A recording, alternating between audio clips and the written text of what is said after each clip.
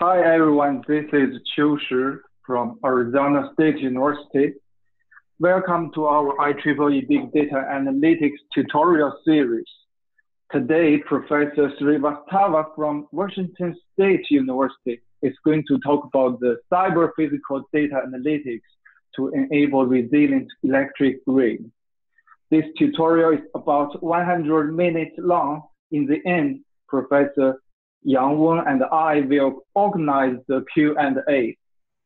During the talk, if you have any questions, please feel free to send them to me or Professor Wen through the chat box at the bottom of your window. Now I'm going to give the speaker to Professor Yang Wen. He is going to give some background information of Professor Srivastava. Yeah, this is Yang from Arizona State University.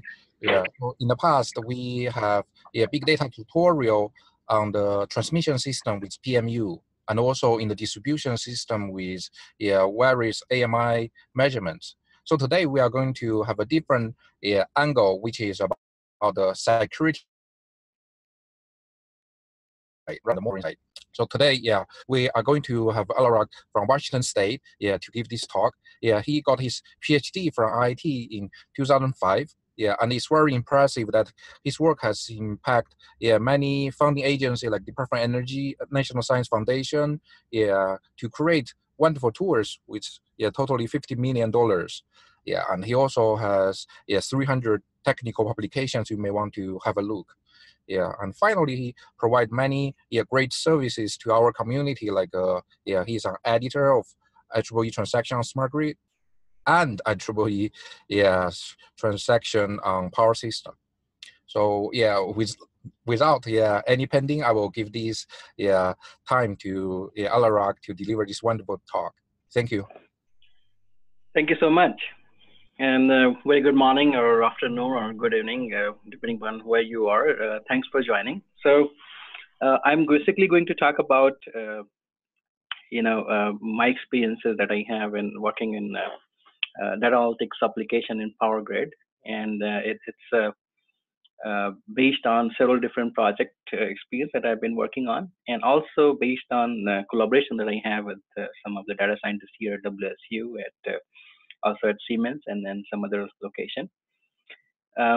So I will, first talk about resiliency of electric grid in very brief, and then mainly focus on 5 different use cases, some in detail and some in not so much detail, about how do you apply your data analytics or, including machine learning to enable and measure resiliency of electric grid. So thanks again to IEEE PS subcommittee on big data analytics, to provide me this opportunity. And you feel free to ask me question when I'm talking about different aspects related to different use cases.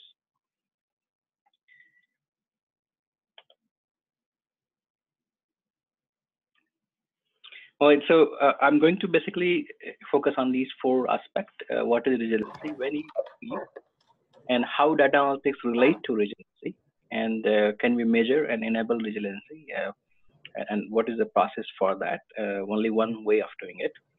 And then talk about 5 use cases. So basically last part is the one that I'm going to focus mainly on, and then other first 3 will be just like 15 minutes, kind of a quick introduction. All right, so let's start with the first one.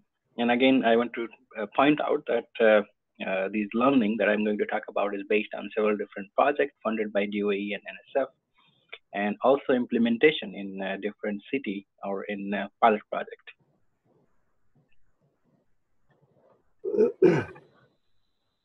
So starting with what is resiliency, I guess most of you are probably familiar with recent events that's going on around the country and around the world, either caused by natural events like a hurricane and earthquake, or caused by a cyber attack. So we have seen that in Ukraine. I'm gonna start heading your way, okay? Okay, it means I'm at work. I will be. Where? Can you please mute if you're? All right, thank you. So and then we have seen, like Hurricane Michael, Hurricane Maria, Hurricane Irma impact, and I think the first one that I remember, which was major outage, was in Hurricane Katrina in Louisiana and Mississippi area, and then the most recent one was Puerto Rico and Maria, which has more impact, even though there were several other events which caused impact on power grid. Now, if you think about power grid in US, it's very reliable, but it's not resilient. So we are still trying to figure out that how do we protect our grid, and especially with these kind of cyber attack where things are not known in advance. With hurricanes and earthquake or other thing, we can predict a little bit, but then the challenge become real-time data analytics, because before the event you do have a time, but during the event you're trying to allocate your resources as fast as possible to minimize the impact. So you take some proactive action, you take some corrective action during the event, and then try to protect your grid as much as possible. And if you can think about it, really dealing with a lot of data to make decisions, right? Either using physics or using some data analytics or using both in together. And that's what I'm going to talk about a little bit more in further. So now if you think about the power grid, we already have millions of people who still need energy, so they are not electrified. And even if you have energy connected, these kind of events are causing them to lose power, and the impact is immense. So, in Puerto Rico, you can read a lot of different articles, impact on hospital, impact on people's health, people's life. So this is real. That's affecting you in real life and our country and nation and economics, right? We all know that our power grid is kind of key factor to run all the other industries, and even a single minute of outage is millions of dollars in maybe more on several different industry, airline industry and the finance industry. So with that in background, when you think about resiliency, we first need to think about against what, right? So we talked about that there is a cyber attack, which we need to think a lot about. And that's where actually I think data analytics is more important, because minimizing the impact of cyber attack on the power grid is all about detect it, right? So detection is very, very important. How do we detect there is a cyber attack going on? It's not like hurricane, or it's not like other natural events which we can predict much in advance. Cyber attack, we all know that during the Ukraine attack, attackers were in the system for months and months before the attack was launched, right? So it can happen anywhere, and it's very difficult to figure out and detect, and that's very, very important against cyber attack. All the other event which happened in the past, we know that it's going to come, but then how do we minimize the impact, and how do we know in real time that what action is needed to minimize the impact on your power grid, and of course system operation and outages is how do we minimize and how do we reach to the critical point, which is what resiliency is all about. So knowing what it protecting against is important, and there will be different strategy for each of these possible event that we need to protect against. So power grid is reliable, at least in US, 99.6 more nines, but it's not resilient, and there are several different events which is kind of pointing it out. So if you see at this graph, we see a lot of different weather outages based power grid outages and blackout or brownouts, and we can easily see that weather related which is here has been increasing a lot, right? So Puerto Rico is a good example where we had the power outage for several months and years. So last year it was fully electrified back to those outage area. So then we come to the question, then what is resiliency? Right. So the way, of course, it's not a standard definition, and IEEE working group and SIGRE working group and other organization, NE, and several different cities and county, state are working on this definition. Everyone has its working definition, including DOE and IEEE. In my group, we define resilience as ability to supply its critical load in spite of extreme contingency and low resource availability. So when these kind of event is happening, we are not talking about normal outages. We are talking about extreme number of outages, like 10 or 15 different ones. And we know that at that time, we cannot focus on all the load, because all the load we focus on reliability. So focus is on critical loads like hospital, airport, maybe IT department, maybe city hall. So those are the critical load that we were talking about to focus on. And then, it's all about routing the power from your limited resources to the critical load in real time as the event is happening.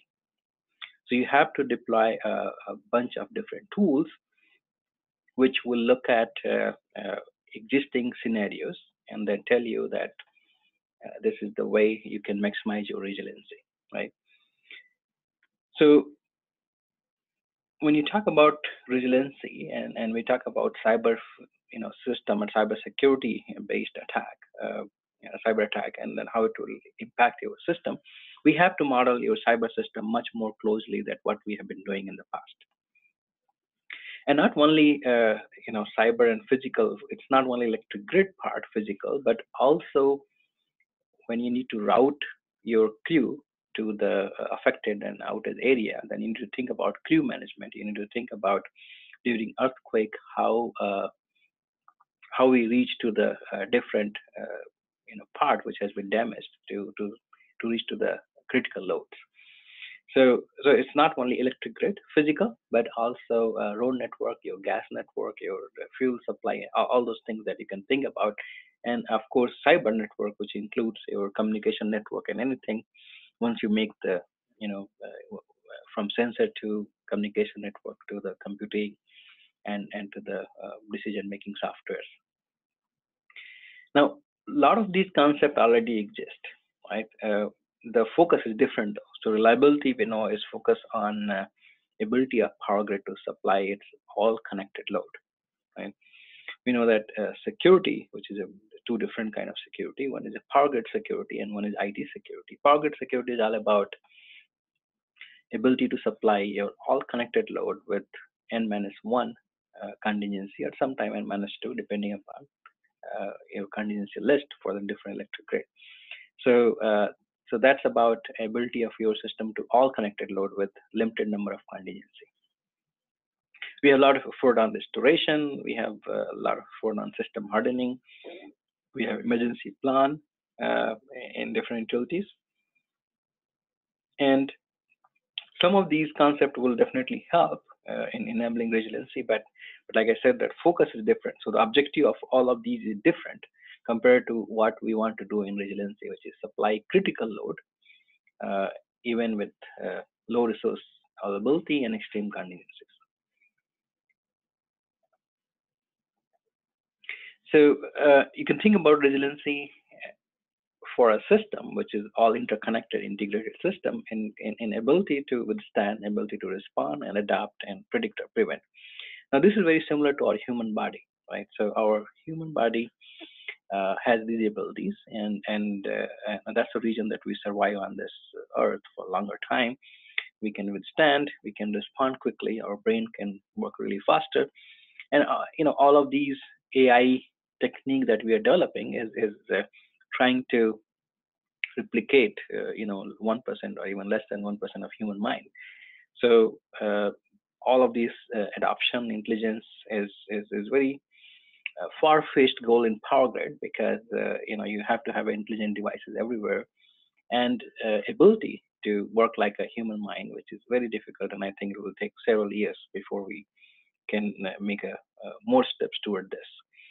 These two, which is withstand and respond, exist already in some way. We need to enhance this response for the power grid. And we also predict and prevent. But here the goal is in the past was different, and what we're going to focus on will be different a little bit, and I'll talk about a little bit.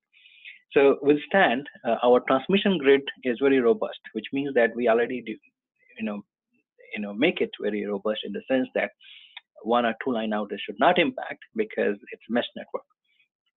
When you get to the distribution grid, we have normally open and normally closed switch, which can feed the power from 2 different directions.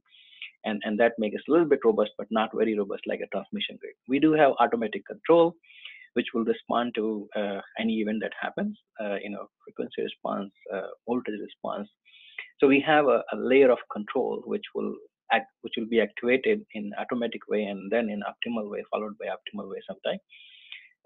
So this control always keep us to respond when there is a big gap, or even a small gap, not a big gap, but a small gap between the planning and the actual operation. So we have this ability in some way, but we do not have ability to respond to the multiple outages which happens which is required in resiliency. We have ability to respond, which is our automatic control, our human operator. Adopt is a little bit far-fetched, and it will be slowly integrated in the system over several decades. Predict or prevent, we do predict load, we predict our pricing, we predict PV output, wind output, battery output, all of these we predict, and then that's how we operate our grid. So that's the first step we do almost every seconds, minutes already. Now in this context, in resiliency, we are talking about prediction of impact on your power grid with a different event, right? So again, when we talk about resiliency, we have to always talk about against what and how this is going to impact you, and then what action we can take before event, during event, and after event to maximize resiliency. So with this concept, let's move on to the second aspect, that how data analytics relate to resiliency. So broadly, you can think about resiliency as a planning and operation. So before event, it is all about planning, right? And short-term planning and long-term planning. During event and after event, it's all about operation and taking some action. So in planning, you can have a different kind of questions that I have a limited amount of money as a utility, and I have to put a new automatic switch or even remotely operated switch. And where do I put in my system to maximize resiliency? You can have a question that I have money for installing a new set of PV panels and storage. Where do I put in this location, and where it will maximize resiliency? With the fact that that what you are making your system resilient against, what are the different events possible, and also with the fact that you have a network data, you have a system information, all those kind of things, right? And then in operation, you can have a question like, as a utility, this is the event that's progressing. So there's this hurricane moving in my in region. How do I minimize the impact on your system, right? Or the cyber attack is progressing. I don't know when it was compromised, but how do I minimize the impact if I see cyber attack already resulted into impact on the power grid? So these are the questions about decision support in operation, and planning is all about putting your money in the right way. So then in making this decision, either in planning and operation, we have to think about that, okay, what data we have, right? Because that's the first thing you will do, that think about what data we have and how we can use either applying physics or applying data analytics to help in making those decisions. Now, physics has a lot of advantage. And that's the way we have been relying on. So we run our state estimation, we put a lot of sensors in the power grid and then get those data and then use that for to basically get the status of our system and then make a decision on that. It does require a lot of processing, a lot of data, and that means that physics differential equation, algebraic equation need to be solved, and that makes it a little bit slow, right? So you cannot think about running a system in milliseconds of using physics unless it's very local and localized level. That's where the data science comes. So data science can solve, especially if it's a simple approach or it has already learned different kind of behavior of the grid. It can help you in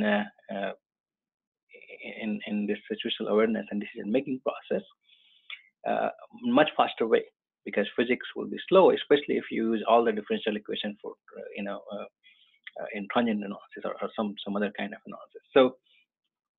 So then it becomes that, okay, we have to use some approach which include data science and physics, and then how do we use that in the right way?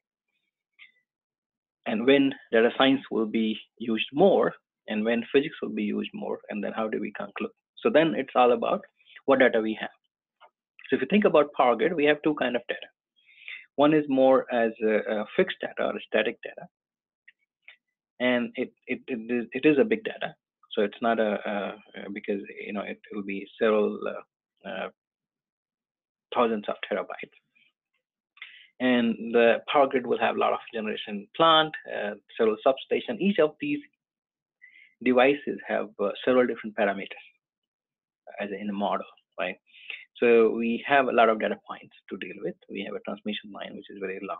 We have a distribution system, and now with the DER and with the control, you can think about a lot of different devices with tens of parameters to be tuned and to be used in any analysis that we want in physics. So any of these with the differential equation kind of analysis, when we want to do this is the big data problem is slow in physics, applying physics. But if we think about the several different databases which you can move around, so in data science there are different problems. The first problem is that how do we move around different databases and make use of it to help in making decisions. So that's where these set of data will be useful. And then the other set of data is a dynamic set of data or measurement data, which can be slow. Some measurement are slow. Some measurement are not streaming, but it's being recorded locally, in like a DFR, digital fault recorder, is one of the fastest. But it does not is being reported or streaming to the control center. And then there are data from relays, which is also not streaming, but there's some status update which is being streaming to the control center. And then there are some sensor. So PMU is the fastest sensor, which is reporting in real time to the control center. And then, like I said, DFR is it's a fastest sensor. It's not reporting in real time. But if you think about all this data, which is being reported by PMUs or SCADA, which is a little bit slow moving data, which is almost like 200 times slower than PMUs, and a report typically in seconds to the control center. These data are dynamic data and moving fast. But this is not a big data problem, because if you think about all this sensor data, and even if you collect from several different substations, it's not much. So it's in megabytes per second, which is definitely not a big data problem. This data problem is real-time data analytics. So how do you process in real time and make a decision as soon as possible? So it's a different kind of problem compared to this problem, which is a big data problem. And then you think about database, reduction of database. How do we move towards between those two? And you can classify this set of data in different ways. So this data, which is measurement data, you can divide into slow moving, you can fast moving as data which is measured at very fast but not streaming. So you can divide into different sets too. And then you come to this that what do we do with this data, right? And then how do we make use of these? And then, like I said, that over years in last several 2 to 3 decades, we are putting more and more digital data. So our power grid is becoming much more advanced in some terms of cyber systems and in terms of advanced sensors. And that gives our opportunity to use that data for a lot of different applications where physics is not fast enough. The other data set that I did not talk about is consumer data set. So which we have to be very careful that how do we use it with the privacy and all those things, but it's very useful to analyze and engage them in the power grid operation. So then decision becomes that, okay, what to do with this data? How do we predict the impact on the system? And when you talk about resiliency, we're not talking about blue sky day, which is a good day. There's not much going on in the power grid. When you talk about resiliency, we are all talking about black sky day, which is extreme events day. And then, of course, data analytics can also help in several different aspects of having additional value in different assets and several different things. But those are not a focus of talk today, right? Even though we have worked in some direction, but we're talking about resiliency, which is a black sky day operation. So different application, how do we store and process the data? Like I said, that static data set is pretty large, so that's a big data problem. And then real-time data analytics problem. How do we query database, make an insight? Operator can get into that, ask questions, and get more information. And all of these data, how do we display to the operator to make decision? And how do we use that for automatic control? So that's a very tricky question and a very challenging question also to do that. So let's get to the third part. How do we measure and enable resiliency? So resiliency, if you look at a lot of different literature, it's typically focused on 4 different things. So in a broader term, it's all about if an event happens, then how long it takes to become worse, right? So this is your worst impact on the system, how long it takes, how much it impacts, how long it takes to recover, and how much you recover, right? So these are the 4 quantity. And if we can measure these 4 quantity, either estimate it or measure it as it's happening, I can measure resiliency, right? So if you want to measure resiliency before it happens, before the event happens, because you don't want to get to this worst part, you can estimate given the existing condition, and we do have a model, then it's estimated resiliency measurement, and that can be displayed in advance, and then you can use that information to figure out that why my resiliency is going down and predicted resiliency, what I can do to basically improve my performance. So I'll not go in detail. There are several papers on this that we have in this group, but I'll focus on the use cases, which is data analytics part. But our approach is basically saying that it's resiliency you can measure not based on performance, but based on characteristic of system, because you're trying to estimate it in advance. So that means you need a model, you need all the control, you need so it's a lot of modeling exercise, and that also means that you cannot use a single software to do it. So you have to interface multiple software, modeling different kind of domains, and exchange data and make sure that it's there's not a modeling issues, which is synchronization issue and other kind of issues that you want to take care of. And then you estimate your resiliency. And then in real time, we do have data in the system, in the power grid. So we can make those changes. There's a lot of work required to interface different domain data, but it's possible to estimate in really short term. So you don't want to estimate long-term resiliency, but it's for short term. Unless you're talking about planning, and we have to really focus on operational aspect.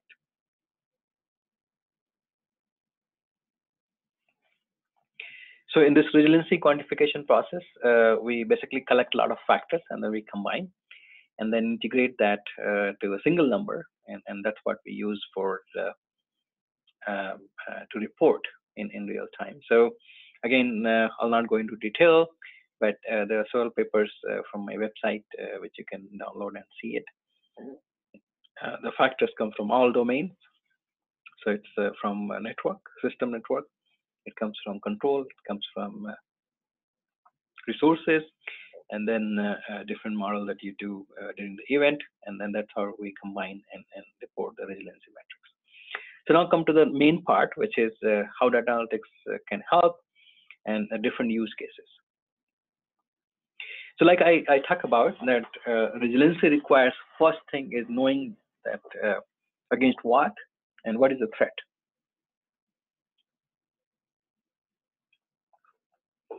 So it's all about situational awareness, right? And especially it's more important in cyber attack because those are not known in advance.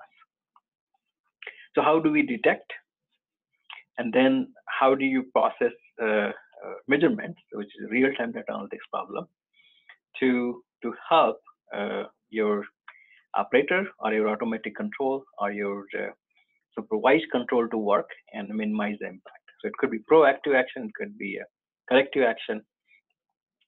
So in terms of different data science stream that I can think about, and you know, I'm not a data science expert, but based on that, my collaboration, there are different problems that need to be solved in the Power Grid. So first one is, of course, data processing, moving between different databases, making it seamlessly and making it, you know, reduction of data and compress it so they can store it when needed, especially the static data, because that's a big data problem.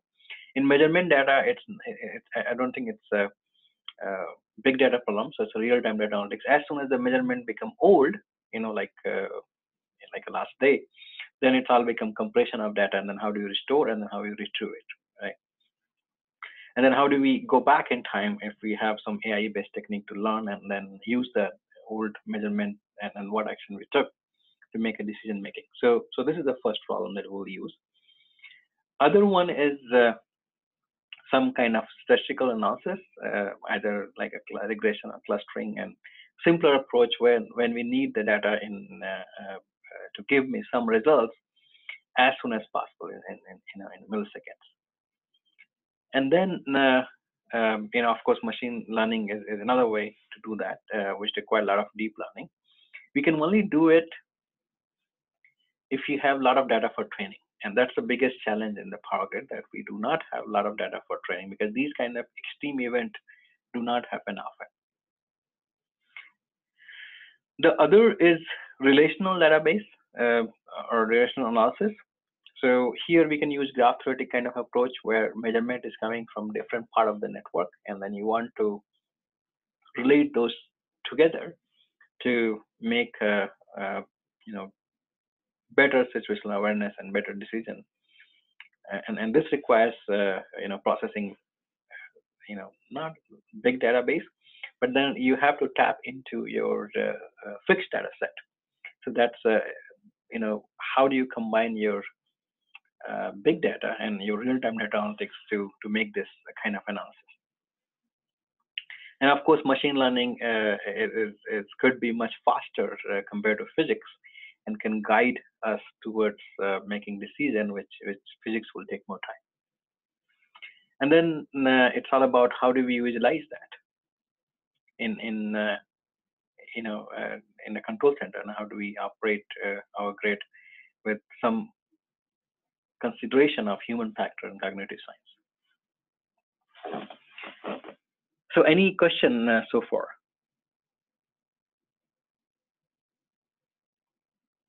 I'm good. Yeah. So. All right. Yeah. Well, here is one question. So there one audience asked, what is the difference between reliability and resiliency in terms of some integer values? So let me first talk about conceptual. So reliability is about all the connected load. Reliability is about no contingency. And if you consider security as a different aspect, while resiliency is about only critical load and extreme contingency. So the objective is different. Here we are trying to supply to the critical load during extreme contingency. In terms of number, reliability has totally different metric, which is very well defined in IEEE standards, SADE, MEFI, and typically it's performance-based index, not characteristic-based. So which means that you look at the performance of the grid against different outages, different events that happened in the past year, and then you compute those indexes and you report it. That's a regulatory requirement to report. And in reliability, we don't count outages which happen because of these extreme contingencies. And we also do not count very short duration kind of outages. While in resiliency, which is not defined yet by a regulatory or by a standard body, but in resiliency, the metric is not a standard. It does not exist. And so there's no metric which is standard and defined. So we cannot directly compare. In terms of our research, which is still in progress, these numbers are relative. So it's not absolute number. In reliability, we always say that these number of this much of outages happen of this much magnitude and this many times. So frequency of outages, and those are measurable number. So we can always put that, and these are absolute. We can directly compare between the two different utilities. In resiliency metric, because these are not absolute number, because it's characteristic of system, so it's dependent on system. So you can compare only your system with your previous system architecture, not with someone else, at least in using our numbers. And these numbers are relative, so it's not a absolute number, and it's dimensionless because it's characteristic of system in our case. Now there are some research which focus on performance-based resiliency metric, where they try to, you can do that. You can measure the megawatt outages that happen because of Hurricane Maria, and that's the absolute number for that system. But it does not tell you why it happened. Well, in our metric, it will tell you why, because it's characteristic based. So that's one of the possible difference. I think comparing these two in terms of number in absolute way is a little bit difficult, because resiliency metric is not standard, it's not defined, and not agreed by everyone else. So what I will provide is my view.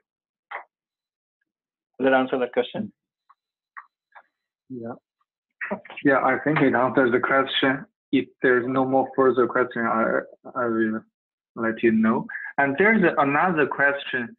Can we use physical model of the grid to generate data to be used in the database for further AI-based approaches?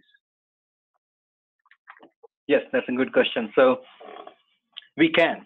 Yeah, we can if we keep us within the boundary of all the details needed for the power grid. So if your model is really good, and which we call it these days digital blueprint, and if it is going to be a cyber physical or other infrastructure, then if you can model all of those things together, then it's possible to to analyze impact and see that. So first, it's not an easy process though, because you have to work with utilities to get the actual model. If the tool is going to utility, if it's a research project, then then of course we can make some simplification and show that it works. In utility, for example, we are working with Alaska, we are working with Idaho. We have to have we actually I worked on several years just to model their system. So having their system exactly, and then using your measurement, which is simulated with the actual measurement to kind of calibrate and validate your system model. Then you can use it, to model different kind of events to generate data. I think that's the only way to do actually. Yeah. Okay, I'll stop the questions here. I put the remaining a couple of questions to the end. I think let's continue the presentation for now. Sounds good. So I guess most of you are very familiar that data science is everywhere. We are using data for a lot of different things, but I wanted to use this slide to a little bit tell that why the Power Grid data science problem is a little bit different than what we do right now. So face recognition, it's your face is not going to change. So it's kind of static database that we're trying to analyze. It is a real-time data analytics problem, but it's not a dynamic system problem, right? So Xbox face recognition. Facebook face recognition is still the same, that it's not going to change a lot. And it's not a dynamic data problem. In your Google Home or Maps prediction, you probably already have seen that a lot of time it's not right, because when I'm leaving my office and Google Map is saying that it will take 6 minutes to reach to your home, it is saying that based on my habit, but today I'm going somewhere else. So those prediction is again, based on expected behavior, and those are pretty good. So all of these we know that pretty good, but none of these will work very well in the Power Grid because the data is dynamic, data is large, and then how do you apply that to make it? So Amazon Alexa, I think will be the closest one, or Apple Siri, where it is based on query based. So don't tell something unless you ask a question, and then you analyze and kind of tell. So our goal has been very similar, that how do we design Amazon Alexa or Apple Siri for the Power Grid to help operators.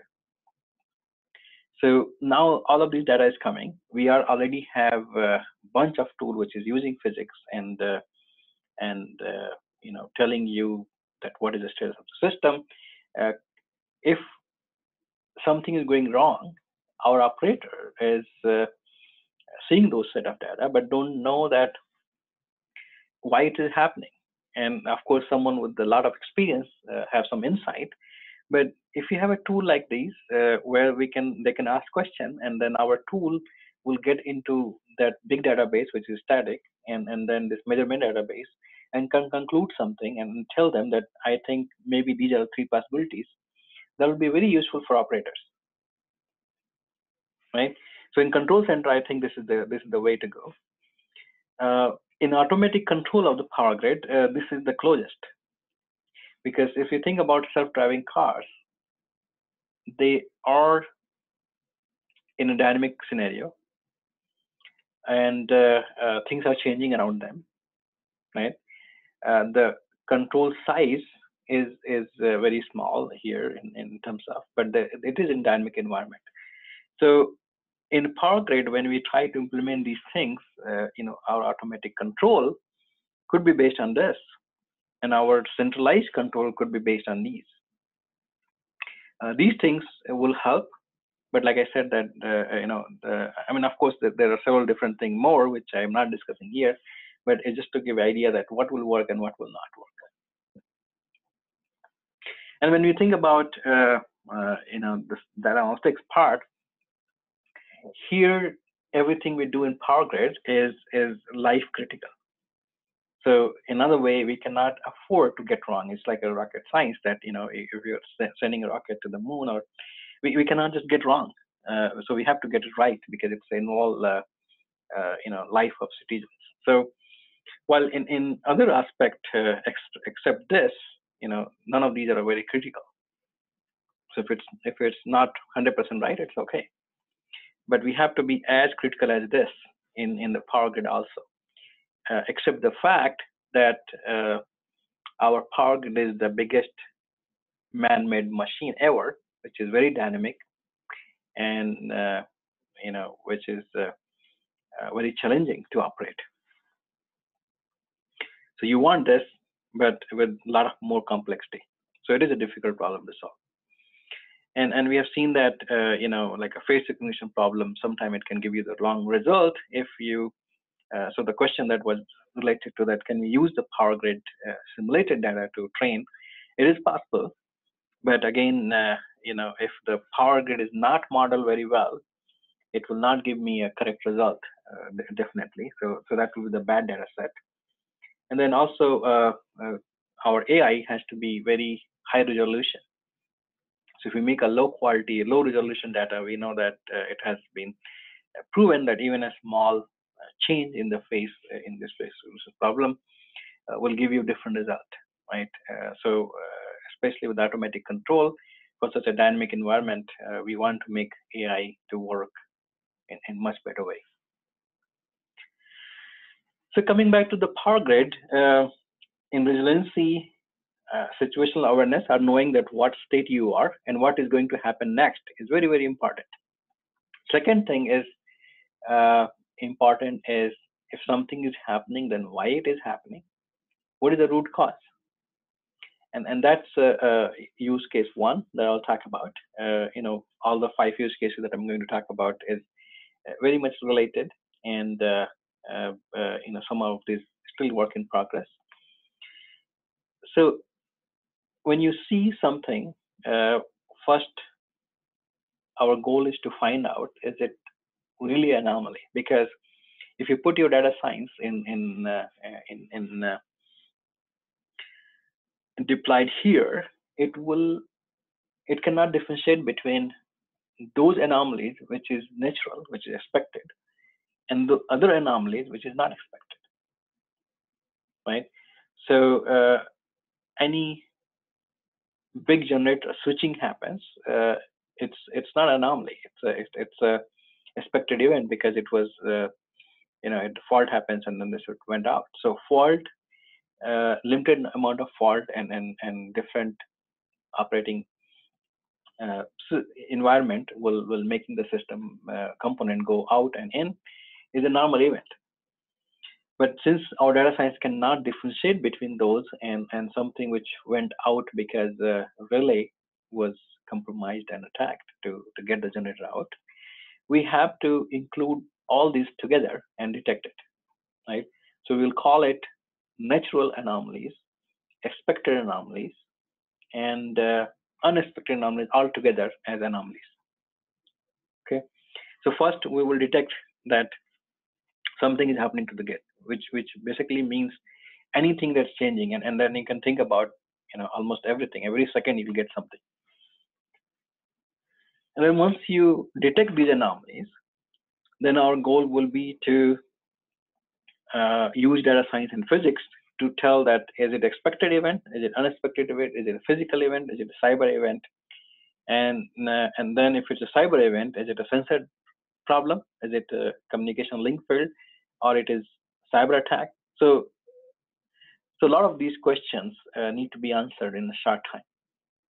Okay, and we cannot run everything at the control center, because if you want to process a lot of these data set, either from the physics side or from the cyber side, we are looking into large set of data, and we need to make it distributed parallel. So we deal with a small set of data, and then as soon as we detect something, then we use our physics to verify it or validate. So triggering event is data science. Final conclusion is physics based, and I think that will work very well, because we already have a lot of physics based software, so we are not going to throw it out. And then we have a data science which is much faster than physics, so it is triggering event to tell you that this is happening, and this is the reason that it might be happening. And then you validate with the physics, or you validate with the operator. And the way we will apply it will be different when you talk about those automatic control, which is like a self-driving car, or when you talk about control center approach, which is like you know, Amazon Siri and those kind of Alexa and Siri kind of approach. So one of the efforts that we're making with working with one of the data scientists here at WSU, Dr. Ingui Wu and Dr. Adam Han, who is a cyber expert, cyber security expert, and also working with Siemens is kind of creating this real-time databases, which we can use to query and also, you know, of course, the final goal is to detect, classify, and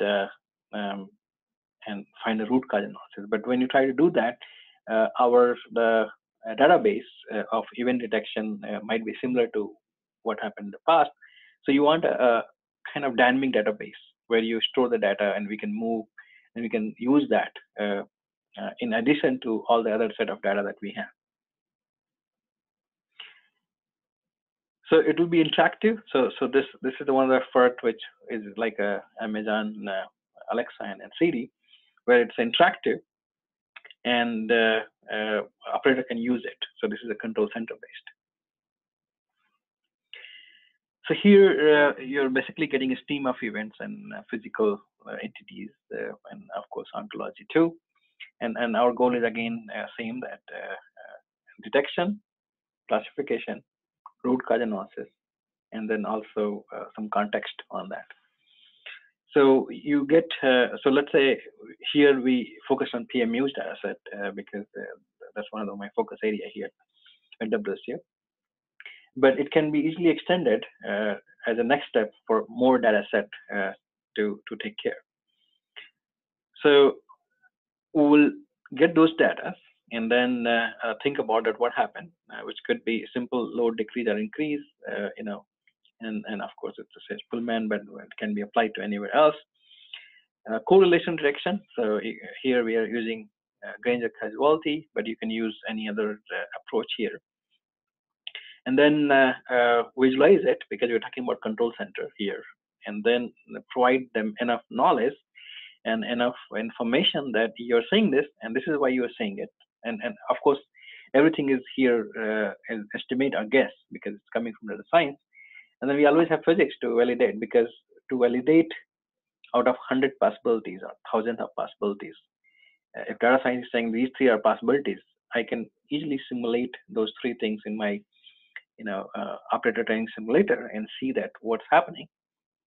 And this operator training simulator is one of the tools that has all the real system measurement data information coming into that, so you can simulate things if it's very powerful and can analyze compared to if something is happening and there are millions of ways that you can explain that why it's happening, right?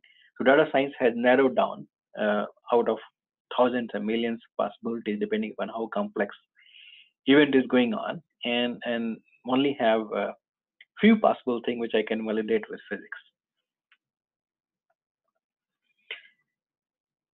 And remember that in control center, it's not only about operator, but there is an engineering support team, which is a fairly large team to support operator in doing things and analyzing things. So in real-time data analytics, we always have to look at the window-based approach, because we cannot look at one data point. We cannot look at a large window with several data points. So we have to focus on a small set of data and basically use that. And here we are using ensemble model for anomaly detection, which we'll talk a little bit more detail. And then basically run classify on that, and then and also map it with different event database that you already have. And if you can find a similarity, you can easily identify, or you can tell the possible things that might have been resulted into detected anomalies, right? So there are different options for anomaly detection. We know that linear regression is very common. It works sometimes, it does not work sometimes, right? So this is linear regression, where you set up the threshold, and you say data is changing in this way, and then if it is crossing the threshold, then it's anomalies. You can use Chebyshev method, which is a little bit more complex than linear regression, and it has 2 different thresholds, which also change a bit, based on your reported data set. You can use dbScan, which is a clustering-based approach, and that's one of our goals, that select method as a base detector, which is from different types. So clustering of type, regression type, machine learning type, right? But the advantage is that with ensemble-based is that you can use different kind of approaches and can keep including it to make a decision. Another is that you don't need to tune it very fine because all of these technique doesn't matter. It's this threshold or this threshold. You have to tune a lot, and power grid being so dynamic, tuning is very difficult, right? So in clustering base, we have to decide that what is the this basically threshold for this circle with our cluster, and how many data points, right? So again, it requires you some tuning needed. Then even if you come to LSTM kind of machine learning approach, you still need to have a lot of parameters where you need to tune it or decide that how to set it up. So these approaches, which could be different kind, is all about some training, supervisory, unsupervised. You have always these choices, and if it's a supervised, which is not a right choice for the power grid dynamic event in anomaly detection, but can be used at a smaller level. As the system becomes more larger and large, it's more dynamic and more nonlinear, and then even learning from data might not help. So unsupervised is I mean, at least in my view, is more preferable compared to a supervised approach. And then once you use all of this technique to detect anomalies, you will easily find out that, and here we used simulated data set because we have a real-time simulator, we have a real sensor, which is exactly the same one which you use in field. So we have this advantage that we can replicate kind of digital blueprint for the power grid. And we quickly figure out that none of these techniques work by itself. So some will be detected by one. So for example, series of missing data will be missed by linear regression because threshold will change too, and even Chebyshev will be missed. But some other technique can detect it.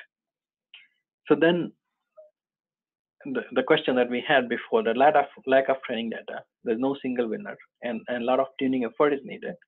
So ensemble is a better approach to go with. And here, as you can think about, we have this data set coming from, which is a data window, which is flexible. So we have analyzed, how long and how small, and that's basically based on the fact that what do you expect, and also it should be adaptive. So it does not need to be a fixed data window set. It can be adaptive. So if it's changing fast, make it small. If it's not changing fast, which you can detect, then make it longer window. And this is not something new. I mean, we do it in a lot of different ways. For example, when you solve voltage stability with the continuous and power flow, we take a big step in the beginning because the data is not changing much. And when we get to the nose point and voltage stability, then we take a smaller step and then we reduce the step size. So this is what is needed here in year 2. And then you have a base detector. In this case, it's 4, and then you'll get different detection. And also outlier score, which we basically call that how far from your threshold. So what were your threshold is how far from you is this outlier. And then we normalize it. And then, basically will be combined in this ensemble-based approach. And then we also have this inference algorithm, which will, from here, which will take and then finally make a conclusion. And then some of these anomalies, now you have to use physics-based approach or signal processing-based approach also we can be using to find out. So this part is flexible.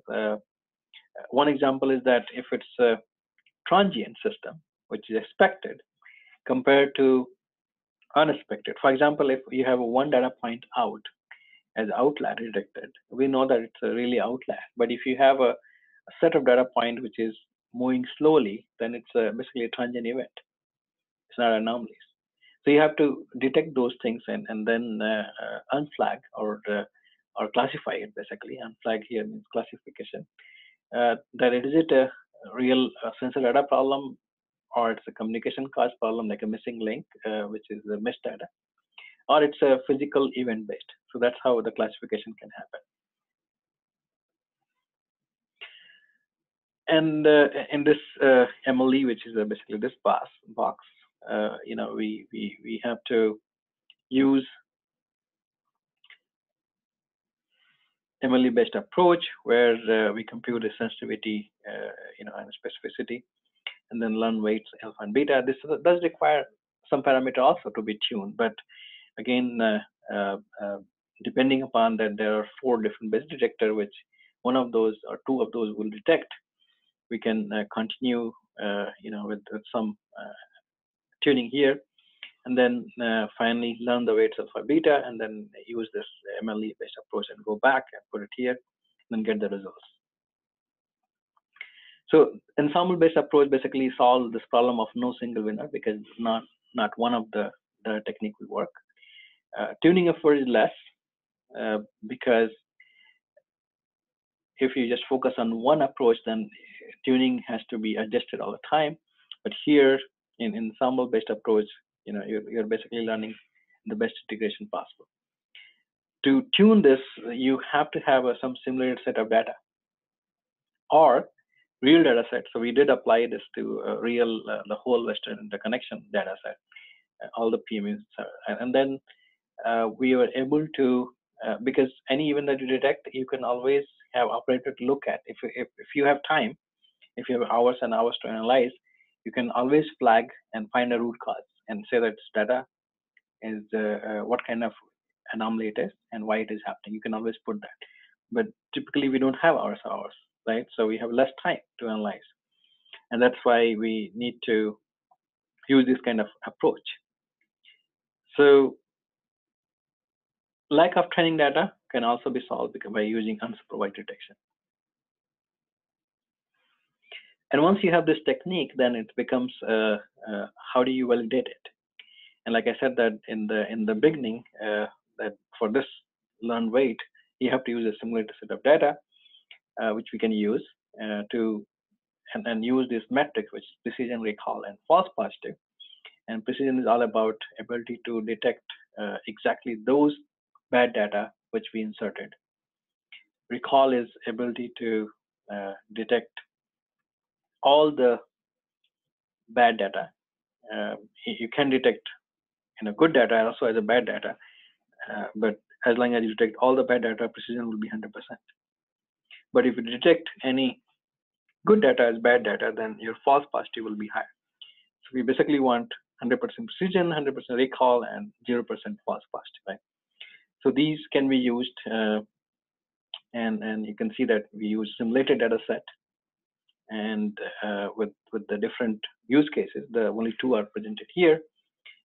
If you do it 5% bad data points and 5 to 10% range, that this is the result.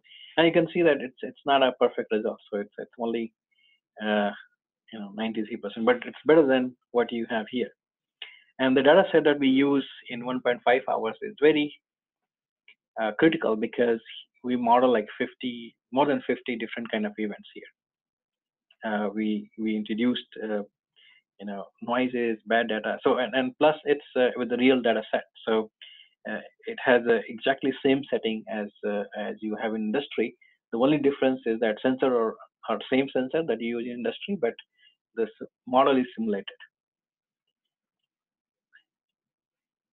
So even it's not 100%, but it's better than what you have from a single base detector. And of course, you can use it for real data set. So this is one example of one of the system data or utility that we worked with, and you can see that some data will be detected by one of the base detector, and also by ensemble. So ensemble detect all 4, but some will be missed by one of the base detectors. Then next, once you get to the event detection part, so that was anomaly detection. And event detection, I think the only way you can do is use physics combined with data science, because we have a very strong find in power grid. So we know for different event how our or anything that happens in the power grid has to follow a physics law. This is a big advantage compared to any other infrastructure, right? So better to use it. So this whole exercise of sync AD tool, which we call synchrophaser anomaly detection tool, we get the data, and we have two choices: either clean it if you detect anomalies, or estimate it. Right. So clean means that you don't detect any event during that time, right? And then estimate means that you estimate and then try to detect event if there's a missing data. So this is only focused on a very simple approach, which is DB scan, and then we use some kind of graph theory and relate that which of the measurement devices are expressed cluster change. Then you see that those change are observed in voltage or current or real power or reactive power or frequency or even rate of change of frequency. And based on that, you can develop a rule that if you see the change in voltage and current and this, then this is kind of event. And then you can relate with your actual component in your system. And using relational and graph theory, you can say that what it is, what it could be. So this is also a work in progress, and this decision tree will help. And then finally, even detected, yes, then you go back, and then this window size again could be adaptive, and you can use it as possible.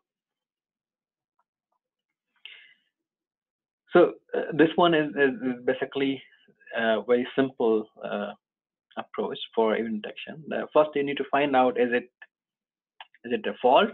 Is it a real active power event? So active power event are like a big load switching or a big generator switching.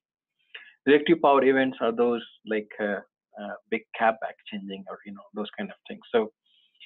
So we have to first classify that, and then once we classify it, then you need to find out that which sensor data it's being expressed, and then you need to find out that what are the nearby. You can easily use that relational database, that we talked about, static database in the beginning, and then using that you can narrow it down that what it is.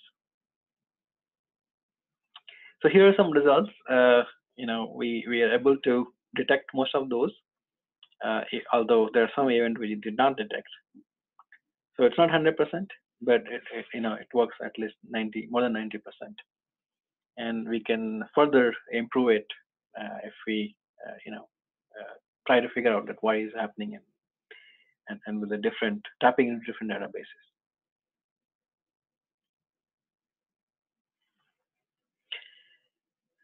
Other thing you can do is once you detect these events, you can basically mark those reactive or what kind of it is, and then you can search that what are the different sensors or what are the different locations you see similar kind of event, right? So you can automatically relate that to conclude, or you can do a query and then find out.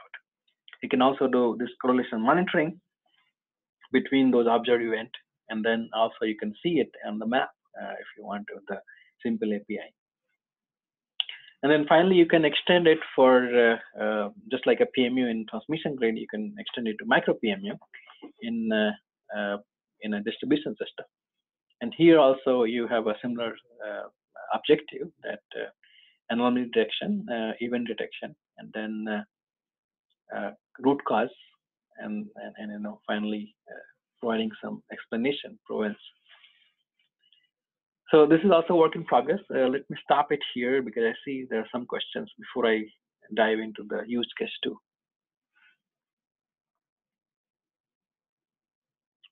So questions on use case 1? No questions on that. Yeah, so one question that I received, which is on page 37. Mm-hmm. Yeah, on page 37, in the middle,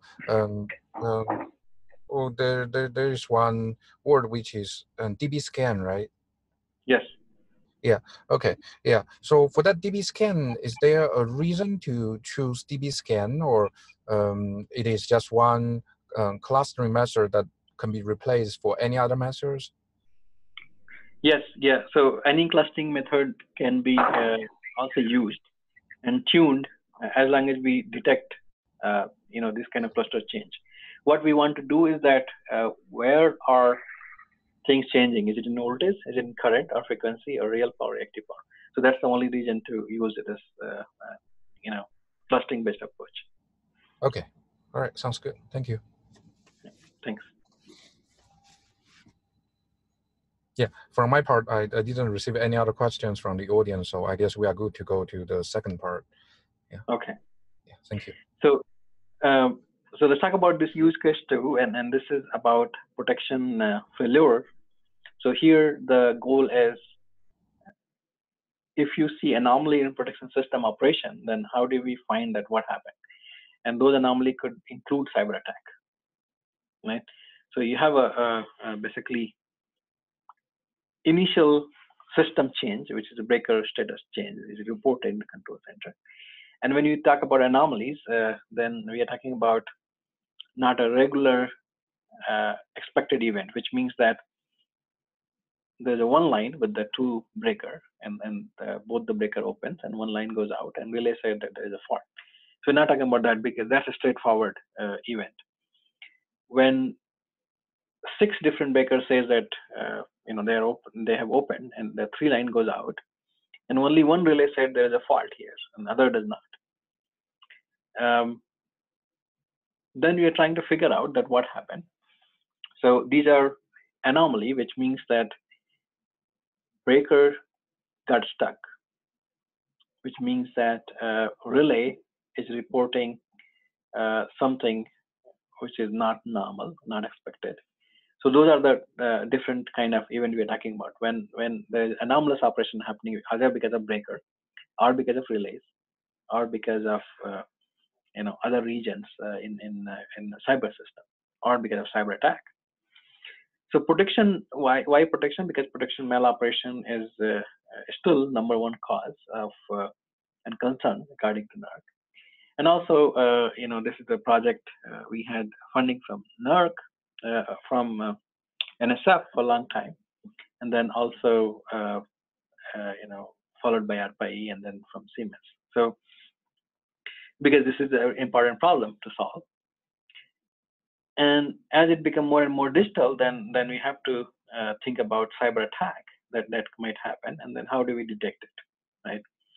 And if you think about protection system, then these devices which are digital are more open in the substation, and can be hacked without getting into the control center, because although if you look at the Ukraine attack, this is what happened. So they opened a lot of attacker opened a lot of breaker using, getting into access into relays, but it happened other way around, which means that they got into the control center first and then opened the breaker. But you can also get into the different substation directly and then can open it. So here again, data science, which is based on machine learning here, which is deep autoencoder, using a lot of data, and reporting that what is the most probable thing that might have happened, and then you validate using log file, because once you have you observed something which is anomaly, and you have hundreds of explanation, you want to narrow it down to few. That's what data science does here. And then out of top 3, which is detected, you can get the log file. So you can log into relays and can get the file from there. You can look at the cyber log file. You can look at the event file from the system and from your relays, and then you can validate that, okay, does it make sense? And then you make a final decision. So when you talk about abnormal system or operation, let's look at this very small system, part of the system. And let's say a fault occurs on relay 2 to 3 and expected to open, but relay 7 does not respond, which is this one, which means it got stuck. And because of that, this fault will persist into this bus, and then all of these lines will see the fault. So the backup will operate and will open also.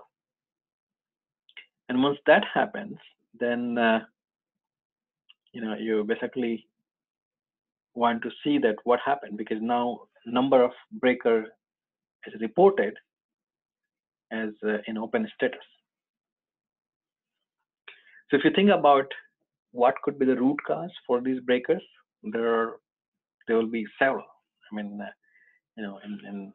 in this case, because there are 5 lines going out, there could be, based on the number of breakers that we are showing here, it could be 30 to 40 different options. So some of listed here, hypothesis 1, hypothesis 2, 3, 4. So these are possible explanation that what was being observed. In a real system, when it happens, there are a lot of experienced production engineer which will look at this, analyze the data after downloading from different relays, and they can explain it. In maybe they will take hours, maybe they will take at least 30 minutes to do that, depending upon complexity of event.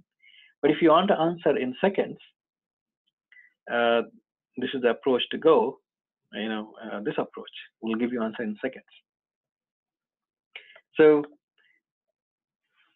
the main goal here is that all the possible hypotheses first generate that automatically, and then use your data science to tell that out of these there are only few which you can which can be explained. Now the same problem we also solved using mathematical approach, using graph-based approach, using optimization approach, and we can do that, and we have a couple of publications on that. But as the hypothesis becomes large number, because of cyber system, you will find it difficult to solve it mathematically. So we solve it first mathematically, and then we figure out that as the hypothesis is increasing because of more and more infrastructure involved and more possible explanation, it is a little bit difficult.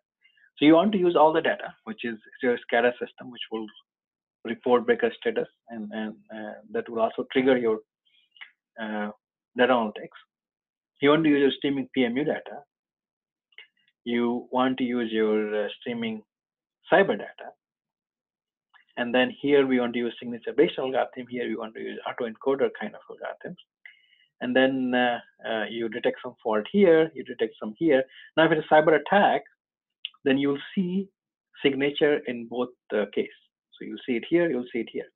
If it is a breaker stuck, then you'll see it here and here, but not here, right? Because there's no cyber attack going on. So depending upon those three, we can make a if-else rule base, then combine this set of data, and then conclude: is it a cyber attack? Is it a physical fault? Is it a cyber physical? So cyber physical means that it does not need to be only attack. It could be that one breaker open and the relay asked other breaker to open, but the communication link was broken and it did not understand, and then backup operation happened before that. So all these things, scenario will change based on what protection scheme you really have.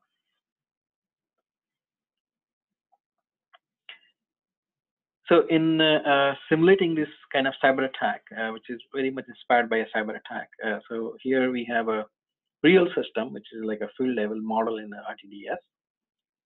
And then you have this substation, which are real. So these are the real devices we have, which will be exactly the same as you have in the field. And the field, basically the power grid is modeled here. So basically you can think about that power grid model, but our cyber system is not modeled, it's actual. And then just like in Ukraine attack, attacker sends an email to imply, and then get the malware installed, and then from there they get access to basically additional set of data set, and then from there we get to the send a packet to relay settings, and then basically execute your plan to open the breaker. So it's very much inspired by Ukraine attack, and with this case we generated a lot of set of data where we have data from cyber side and we also have data from the physical side in this case. And then we can use very simple sniffer basically packet sniffer kind of software to get all this set of information, and then the goal is to detect intrusion on those. So here you can see that you basically detect intrusion using physical data from PMUs. Here it's an encoder and decoder. Using this, again, we are trying to make it unsupervised method.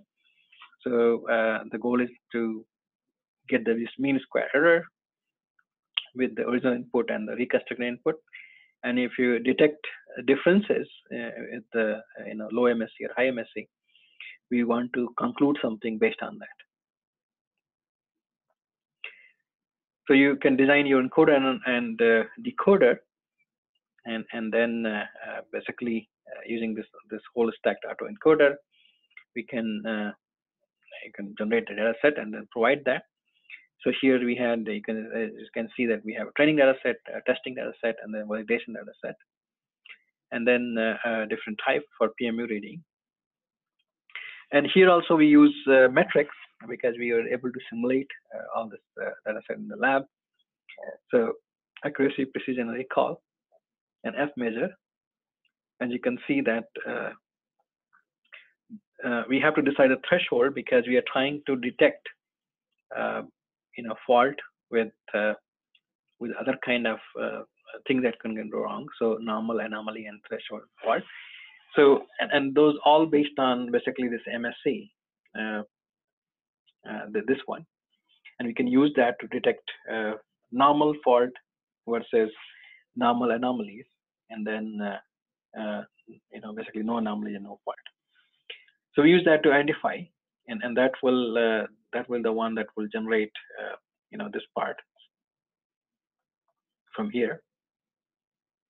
And the same thing we can do with the cyber system data here, and then finally using that we can make a decision.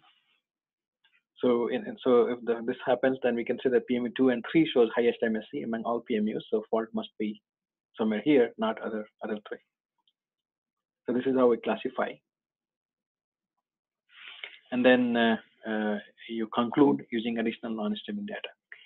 So now if you see the cyber side showing anomalies, then you say that first that this is a fault, and this happened because of cyber attack, or it happened because of normal event. So if with the cyber attack, then you will not see the fault current in this, but still the breaker will go open, right? So this is how you can compare and conclude this is cyber or physical.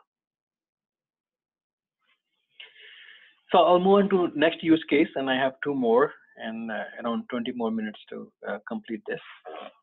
So in this use case, our goal is low DR desegregation, and why we need that, because some of these PV, which is especially like a rooftop panel or building, is not metered, and even if it's metered, it's not going to utility, it's going to a third party who install the PV, right?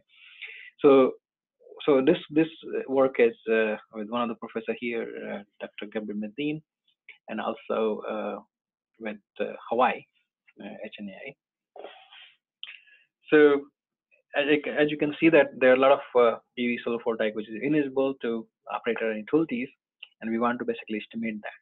Now the same problem can happen in the transmission system too. So in transmission grid, anything that's connected at distribution side is not visible to the operator, even though there is meter and then going to the utility operator and distribution side, but not to the transmission side. So even sometime we have the meter, but we don't have access to meter data, and that's why you can say that it's needed. I think it's very obvious that all of these system net load or anything need to be predicted, and it's very important to know that how much is DR is connected in that load. It will help us in core load pickup after the outage, because some of these will go out following IEEE 1547. And also in resiliency driven outage management, it can help us in doing the restoration process. So then the question is that how do we use data-driven methodology, which can be used to estimate or predict the power generation of these invisible solar sites. So in this case, we're using supervised machine learning because we do have a lot of data from historical data. And basically, we are trying to use multiple approach, which I'll talk about pretty soon. But it's a very simple explanation of supervised machine learning. So in this problem formulation, we have a set of data with a lot of attributes. Here we have weather data, voltage data, power data, and weather data is several different features too.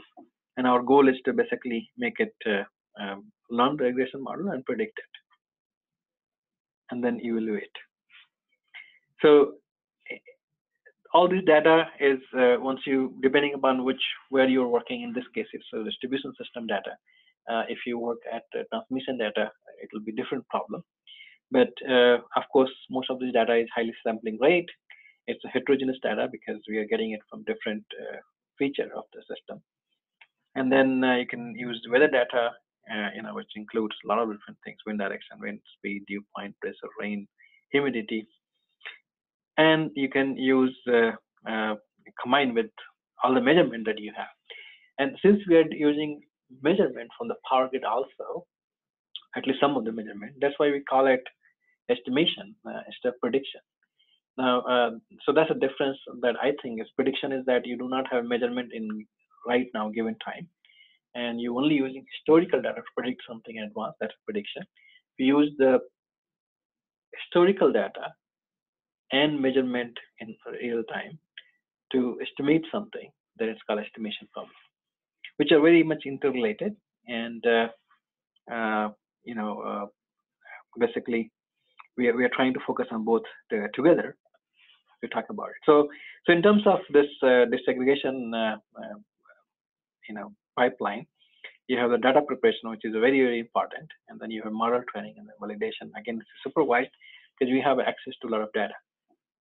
So you do the data cleaning, and then normalization, and then synchronization, and then you also have a weather data, so this is a measurement data, this is a context data, and then we process and then combine it. Then we do the training, and then once it's done training, then you do the validation. So in data preparation, you have to apply some filtering, some average-based sliding window, and then process weather station text data, and then a lot of interpolation, and then synchronize. So this is what we are trying to do. And then in terms of segmentation, feature extraction, you're using all this data, and then we find that what feature will be important. And our finding is not very surprising. So finding is that weather data is very important. And again, we're working with Hawaii in this case to get the real system data so we can apply. And they have some meter, as you can see, there are some meter on the PV. And then there are some other PV which they do not have meter. But you can use that for training, and then you can apply it to others to estimate. So they have a smart meter, solar panel data, load data, transformer data, and also we use a lot of simulated data set. We use GridLabD, to model 120C per system for 1 year, and we expand it all the way till building. So that's modification we did so that we can model a PV panel. We can put some micro PMU data here. We can put some additional, load and modification as needed. And then using NREL database, we got the weather data to model this. And then you can think about that. Just this modeling takes a lot of effort to generate years and years of data so that we can have access to historical data set to apply in this case. So with all this set of data set, either GridLabD or real-time data set, you basically do the load estimation, we do the solar panel power generation estimation, and in the real data and the GridLabD data. In terms of accuracy, we are looking at R squared and RMSE, which is very standard definition. And then we apply this to real set for load estimation. As you can see that as we use more and more data set, so if you only use transformer, if you only use transformer PV, if you use context aware, our accuracy becomes higher and higher. And these are based on, basically regression model, decision tree, LSTM.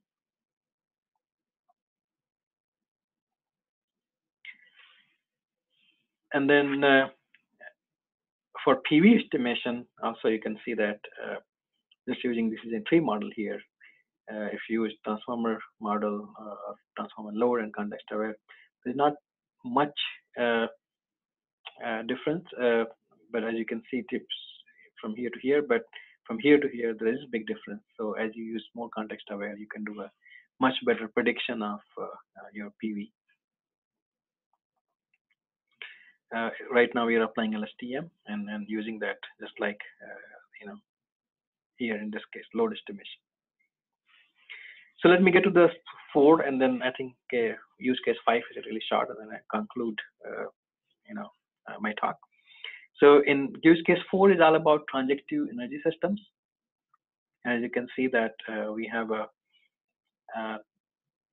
one way of doing things, transactive energy, that we involve transmission, distribution, and all the assets all together. And once you do that, there's a lot of cyber infrastructure needed for telling in advance that this is the need. Then all the asset will respond back, and then you clear the market or clear the transactive energy system from the grid operator side and say that okay, respond now in real time. So with all this cyber, there is vulnerabilities, and once you think about these vulnerabilities, could be at a lot of different locations. Could be at bulk system, it could be at substation, it could be at even the end user, and all these vulnerabilities, if exploited, will result into a big impact on the system. So a lot of cyber event is possible, like like you saw that in the last slide. The two things that we model is denial of service and malicious data attack, and by doing the manipulation of bid values, and basically doing the denial of service attack to the host to unavailability of resources in this case. So here also you have access to 3 cyber data, physical data, market data. Now in this case, analytics has to be distributed, so it has to be hosted, somewhere here. I mean, especially for this case, because it cannot be done in a centralized way, because we are talking about scale of market, which includes all of these assets. So we want to make it distributed here where the aggregator is, or where the lowest level of distributed operator is.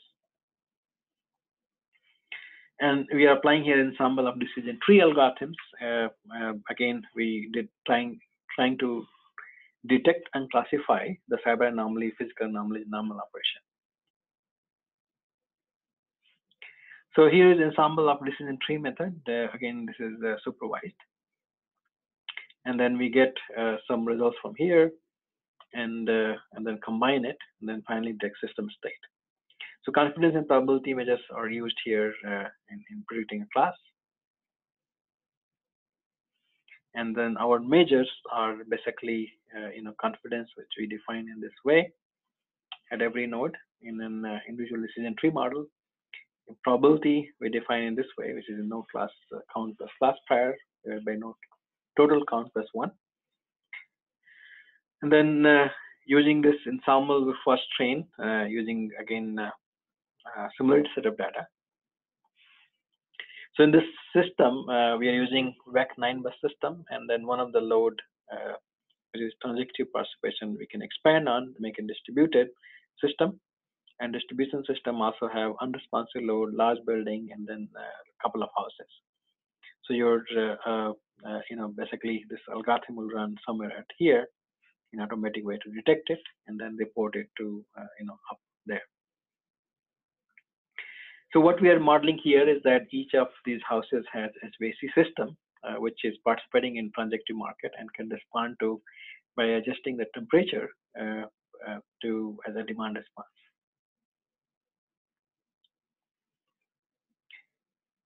And then we have to model all of these in a test bed. So we are using Phoenix, which is one of the PNL tool.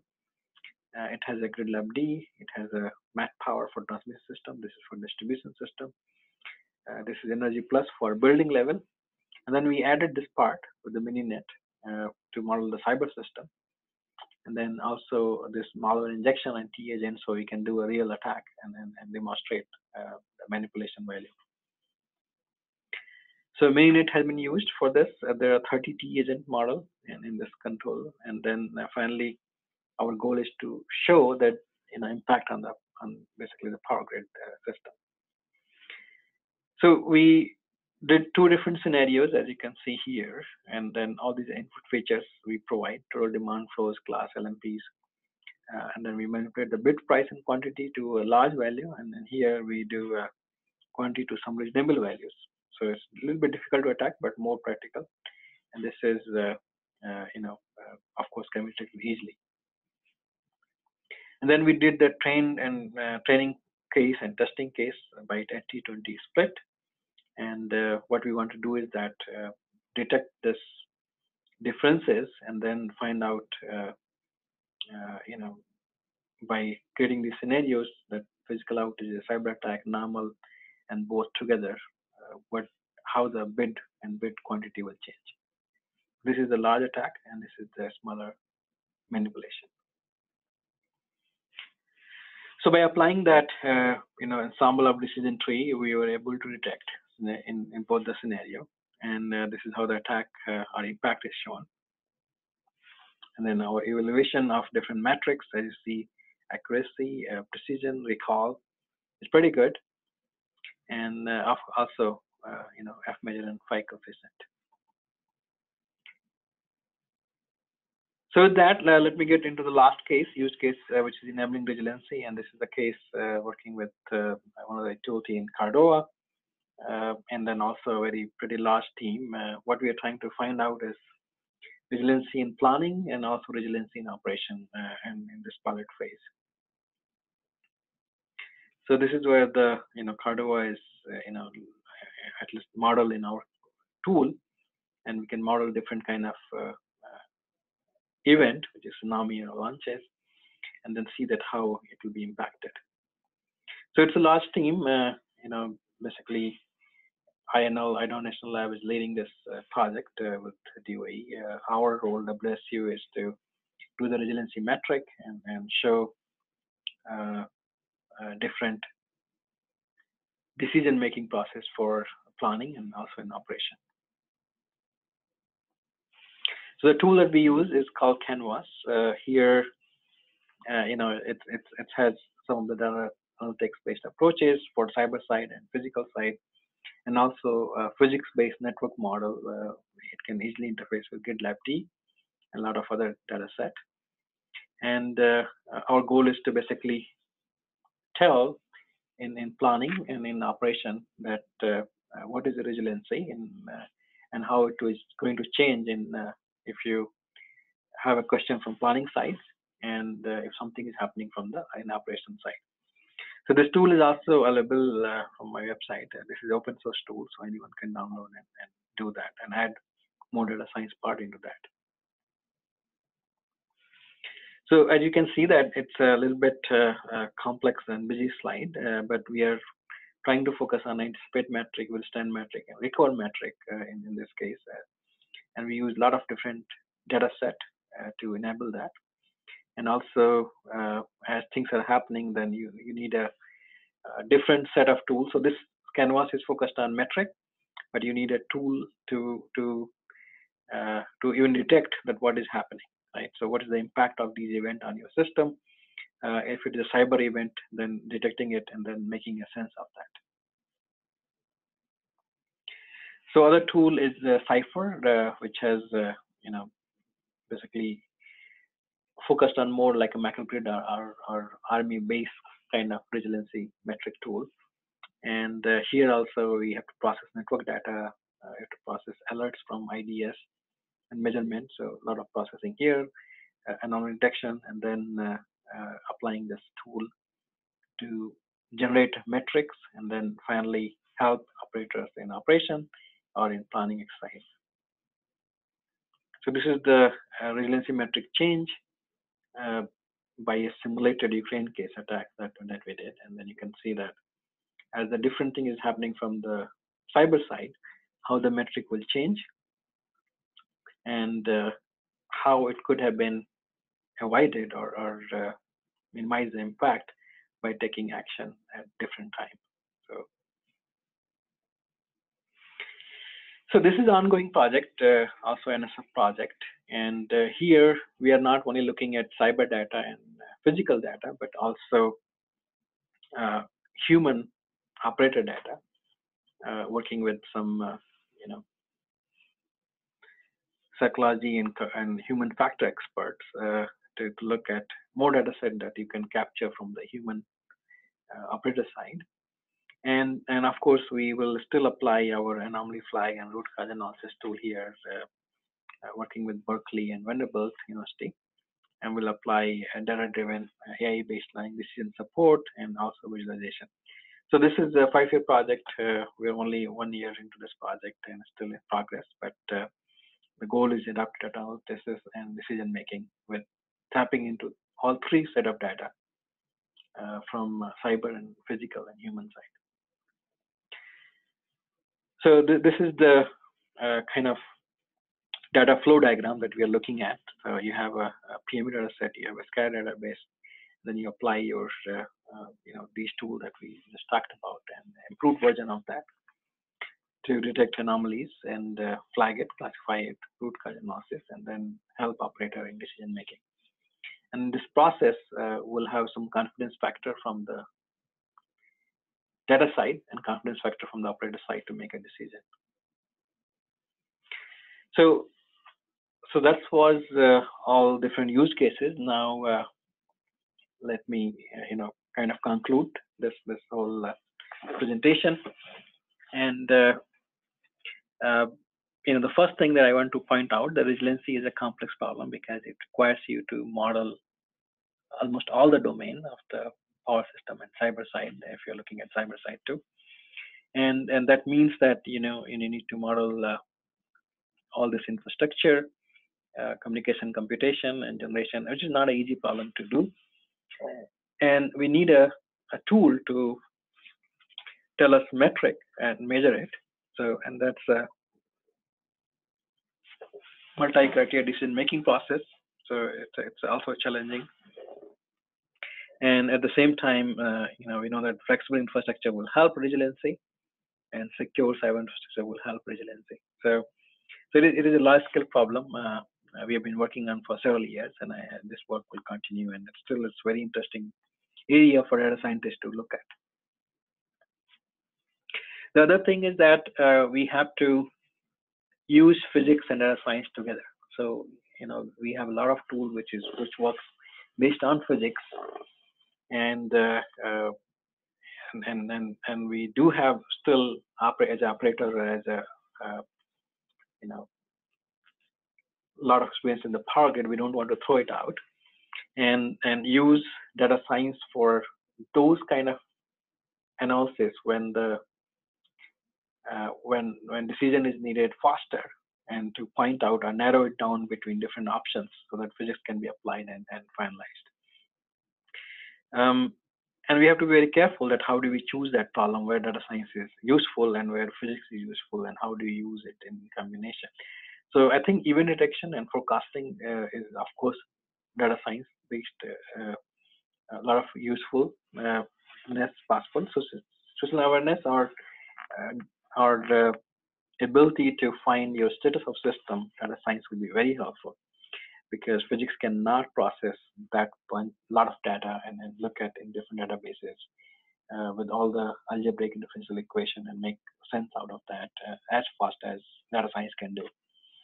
But some of the dynamic event where